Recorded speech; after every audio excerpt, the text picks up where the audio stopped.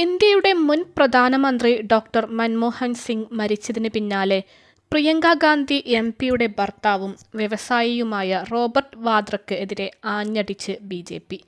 മൻമോഹൻ സിംഗ് മരിക്കുന്നതിന് 28 മിനിറ്റ് മുൻപേ റോബർട്ട് വാദ്ര അദ്ദേഹം മരിച്ചെന്ന് കാട്ടി ഫേസ്ബുക്കിൽ പോസ്റ്റ് ചെയ്തെന്ന് അമിത് മാളവ്യ ആരോപിച്ചു.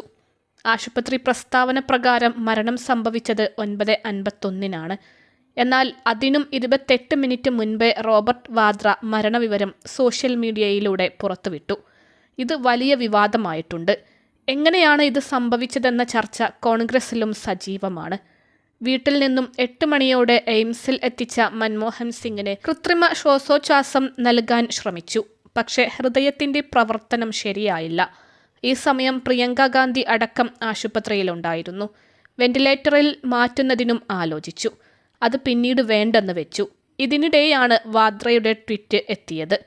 10 മണിയോടെയാണ് എയിംസ് പത്രക്കുറിപ്പ് ഇറക്കിയത്. ഇതിൽ മരണസമയം വ്യക്തമായി തന്നെ 9:51 എന്ന് രേഖപ്പെടുത്തുകയും ചെയ്തു. ഈ വിവാദത്തിൽ വാദ്ര പ്രതികരിച്ചിട്ടില്ല.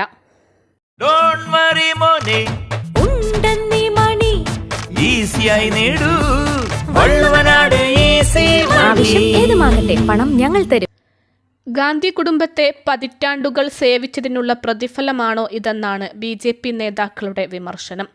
മൻമോഹൻ സിംഗ് ഗാന്ധി കുടുംബത്തിൽ നിന്ന് കൂടുതൽ ബഹുമാനം അർഹിക്കുന്നുണ്ട് എന്നും അമിത് മാളവ്യ വിമർശനം ഉന്നയിച്ചു.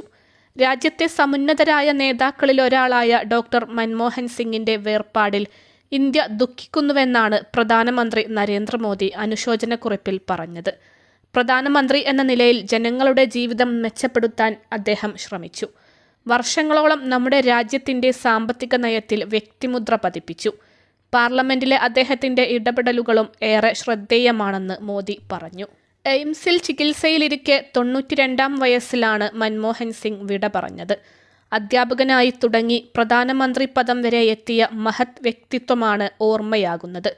2004 മെയ് 22-നാണ് ഇന്ത്യയുടെ 14ാമത് പ്രധാനമന്ത്രിയായി മൻമോഹൻ സിംഗ് അധികാരമേറ്റത്.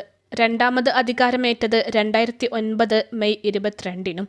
ഇക്കഴിഞ്ഞ ഏപ്രിലിലാണ് 33 വർഷക്കാലത്തെ സേവനത്തിന് ശേഷം മൻമോഹൻ സിംഗ് രാജ്യസഭയിൽ നിന്ന് വിരമിച്ചത്. ഇന്ത്യ കണ്ട ഏറ്റവും മികച്ച സാമ്പത്തിക വിദഗ്ധരിൽ ഒരാളായിരുന്നു. രാജ്യത്തിന്റെ സാമ്പത്തിക രംഗത്തെ ഉടച്ചുവാർത്ത ധനമന്ത്രിയായും ലൈസൻസ് രാജ് ഇല്ലാതാക്കിയ ധനമന്ത്രിയെന്നും പേരെടുത്ത അദ്ദേഹം സാമ്പത്തിക ഉദാരവൽക്കരണ നയങ്ങൾ നടപ്പാക്കിയതിലൂടെ ശ്രദ്ധേയനായി. ജവഹർലാൽ നെഹ്റുവിന് ശേഷം 5 വർഷം പൂർത്തിയാക്കിയ ശേഷം വീണ്ടും അധികാരത്തിലെത്തിയ ആദ്യ പ്രധാനമന്ത്രിയായിരുന്നു. 1932 സെപ്റ്റംബർ 26-ന് ഇപ്പോഴത്തെ പാകിസ്ഥാനിലുള്ള പഞ്ചാബിലെ ഗാഹിൽ സിഖ് കുടുംബത്തിലായിരുന്നു ജനനം. 1991-ൽ നരസിംഹറാവു സർക്കാരിൽ ധനമന്ത്രിയായി അപ്രതീക്ഷിതമായി എത്തിയ അദ്ദേഹം ന്യൂനപക്ഷ സമുദായത്തിൽ നിന്ന് ഇന്ത്യൻ പ്രധാനമന്ത്രി പദത്തിലെത്തിയ ആദ്യ വ്യക്തിയുമാണ്. ആദ്യ സിഖ് മതസ്ഥനായ പ്രധാനമന്ത്രിയുമാണ്. 1998 മുതൽ 2004 വരെ രാജ്യസഭയിൽ പ്രതിപക്ഷ നേതാവായും അദ്ദേഹം പ്രവർത്തിച്ചിരുന്നു. ആസൂത്രണ കമ്മീഷൻ ഉപാധ്യക്ഷൻ, റിസർവ് ബാങ്ക് ഗവർണർ എന്നീ പദവികളിലും പ്രവർത്തിച്ചിട്ടുണ്ട്. അൽസലാമ ഐ ഹോസ്പിറ്റൽ 21 ലക്ഷത്തോളം സന്തുഷ്ടരായ ഉപഭോക്താക്കളും 2 ലക്ഷത്തോളം തിമിര ശസ്ത്രക്രിയകളും പൂർത്തിയാക്കിയ മലബാറിലെ ഏക കണ്ണാശുപത്രി. ലോകോത്തര നിലവാരമുള്ള ചികിത്സാ സംവിധാനങ്ങൾ, എല്ലാ നേത്രരോഗ ചികിത്സാ സൗകര്യങ്ങളും വിദഗ്ധരായ ഡോക്ടർമാരുടെ മേൽനോട്ടത്തിൽ. Al Salama eye hospital, hospital road, Perinthalmanna.